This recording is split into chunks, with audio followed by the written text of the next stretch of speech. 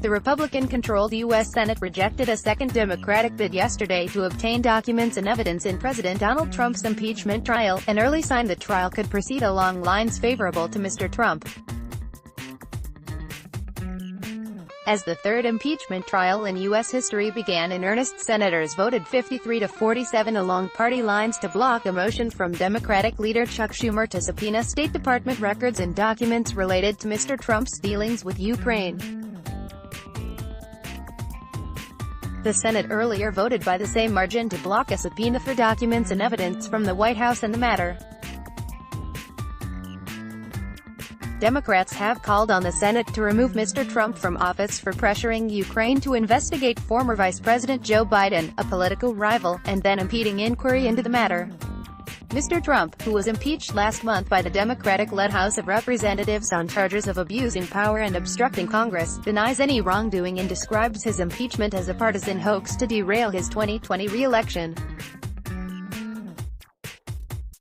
During early debate, Mr. Trump's chief legal defender attacked the case as baseless, and a top Democratic lawmaker said there was overwhelming evidence of wrongdoing. With the television cameras rolling, U.S. Chief Justice John Roberts convened the proceedings and the two sides began squabbling over Senate Majority Leader Mitch McConnell's proposed rules for the trial.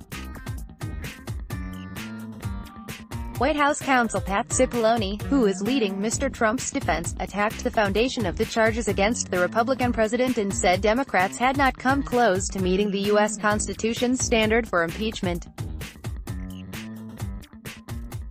The only conclusion will be that the president has done absolutely nothing wrong, Mr. Cipollone said as he argued in favor of Mr. McConnell's proposal to decide on whether to allow further witnesses or documents later in the trial.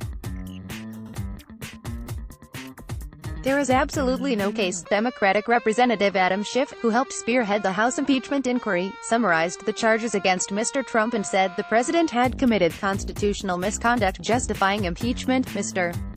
Schiff said that although the evidence against Mr. Trump was already overwhelming, further witness testimony was necessary to show the full scope of the misconduct by the president and those around him. Democrats want a number of current and former Trump administration officials, including Mr. Trump's former National Security Advisor John Bolton, to testify.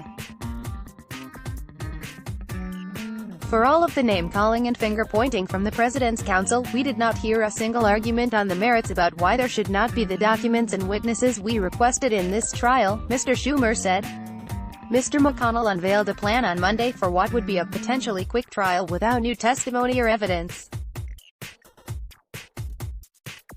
It would have given Democratic prosecutors and Mr. Trump's lawyers 48 hours, evenly split, to present their arguments over 4 days.